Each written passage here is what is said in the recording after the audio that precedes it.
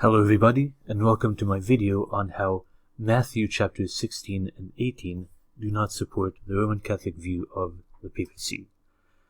So let's examine this question here. Let's read Matthew chapter 16 verses 18 to 19 in English. Jesus says, "And I also say to you that you are Peter, and on this rock I will build my church, and the gates of Hades shall not prevail against it. And I will give you the keys of the kingdom of heaven, and whatever you bind on earth will be bound in heaven, and whatever you loose on earth will be loosed in heaven." Let's read it in Greek. Kago de soi lego, hoti su e Petros, kai epitote te Petra oikodomezo mau ten ecclesian, kai pulai hado o katasku sosin autes. Dozo soi tas kledas tes basileas, ton uranon, kai hoean desis, epitis ges estai dedemenon entos uranois, kai hoean nusis epitis ges estai lumenon entos uranois. And again, the reason I'm reading these verses in Greek is because the Bible was originally written in Greek and Hebrew, and if we analyze the original text in Greek, we can see some details which do not come out as well in the English. And based on these details, we can make a deeper interpretation of these chapters in the Gospel of Matthew. Now, does this verse really support the papacy? Apparently, Jesus Christ is giving the powers of the keys exclusively to a single apostle, Peter. From this, the Roman Catholic Church implies that Peter had supreme power in the Church from the very beginning, meaning that in its earliest form, Peter was allegedly the first pope. Or was he? Does Matthew 16 really support this notion? Let's read Matthew chapter 16, verses 21 to 23. From that time, Jesus began to show to his disciples that he must go to Jerusalem and suffer many things from the elders and chief priests and scribes, and be killed and be raised on the third day. Then Peter took him aside and began to rebuke him, saying, "Far be it from you, Lord, this shall not happen to you." But he turned and said to Peter, "Get behind me, Satan. You are an offense to me, for you are not mindful of the things of God, but the things of men." In verse 18 of Matthew chapter 16, Jesus speaks directly to Peter. But he also does so in verse 23 as if he would be calling Peter Satan. But this is not true. Rather, Jesus is addressing Satan, who is tempting Peter to speak falsehood. Thus, we cannot unequivocally say that Jesus is conferring all ecclesiastical power exclusively to Peter in verses 18 to 19. So let's read Matthew 18, verse 18, to get some more details to better understand the powers of the keys. Jesus says, "Assuredly I say to you, whatever you bind on earth will be bound in heaven, and whatever you loose on earth will be loosed in heaven." Let's read this verse in Greek. Amen lego humin, hosa en dezete epites ges, estai dedamina en orano, kai hosa en lusete epites ges, estai lelumina en orano. Now in verse 19 of chapter 16, Jesus is saying to Peter, "I shall give you," in the second person singular. But here in Matthew 18, verse 18, it says, "Amen lego humin," which is a second person plural. Also the words dezete and lusete are also the second person plural and not the singular.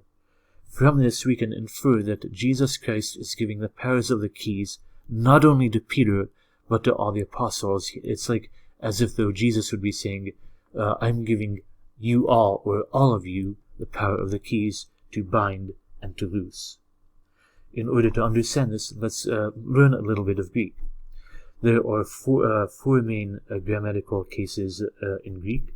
There is the nominative, when we name an actor. The accusative is the direct object. For example, the batter hits the ball. The batter is the nominative, and hitting the ball is the accusative, the direct object. The batter hits the ball with the bat, means that the batter is using, the player is using, the batter is using the bat to hit the ball. That is, the bat is the indirect object. The genitive means possession, meaning that, for example, the batter is hitting the ball with his friend's bat.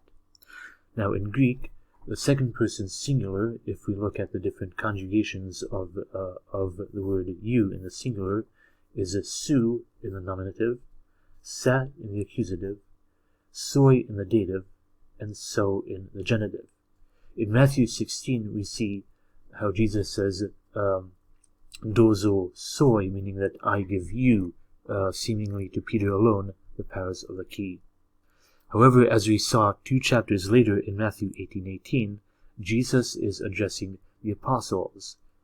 He uses the word humin, which means that he is addressing all the apostles together as a group in the second person plural. So because of this grammatical detail, we see that from the Greek, from the original language, we see that Jesus Christ is addressing the apostles as a group in the second person plural, not merely just Peter alone in the second person singular.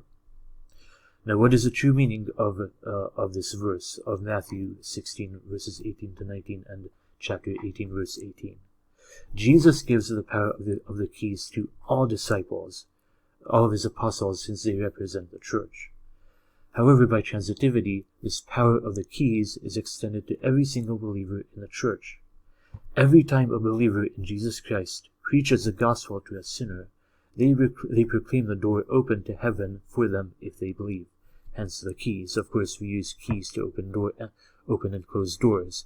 If we proclaim the gospel to a sinner and if they accept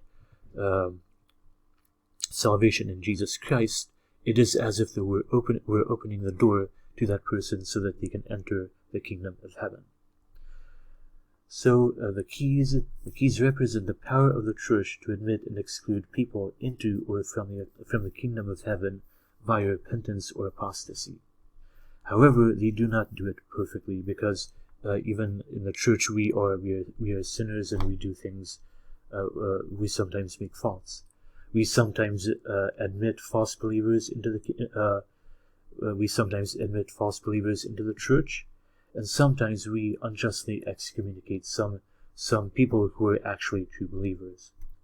The church only has declarative and ministerial powers to declare someone a true believer, because only God knows the heart and only God knows who is chosen for salvation.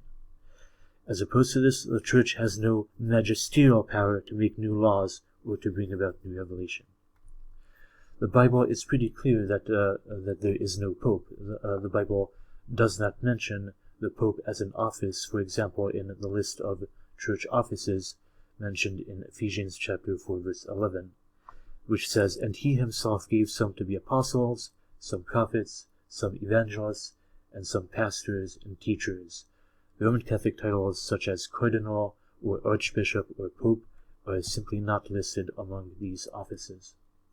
Furthermore, the apostle Peter in 1 Peter 5 verse 1 himself says that the elders who are among you I exhort, I who am a fellow elder and a witness of the sufferings of Christ, and also a partaker of the glory that will be revealed. It's very interesting that Peter did not view himself as a pope with supreme power in the church. He called himself a mere fellow elder, not a supreme pope or anything like that. And also Galatians chapter 2 verse 7 to 8. This is an epistle written by the apostle Paul. He says, "But on the contrary, when they saw that the gospel for the uncircumcised had been committed to me, as the gospel for the circumcised was to Peter, for he who worked effectively in Peter with the apostleship to the circumcised also worked effectively in me toward the Gentiles." So what Paul is saying here is that he is the apostle to the uncircumcised, to the Gentiles, whereas the apostle Peter was the apostle to the circumcised, that is, to the Jews. This means that they, so to speak, they split up the geography between Israel and Europe, that is, between the Jews, the circumcised, and the Gentiles who were the uncircumcised. So this verse goes to show that there was no such thing as a pope in the early church who had plenary power over the entire church. If you're interested, you can read more about refutation of the papacy. I've listed dozens of verses, Bible verses, which refute the idea of the papacy in my book, Refuting Rome, which is available on Amazon. Thank you very much, and I hope that this video has blessed you.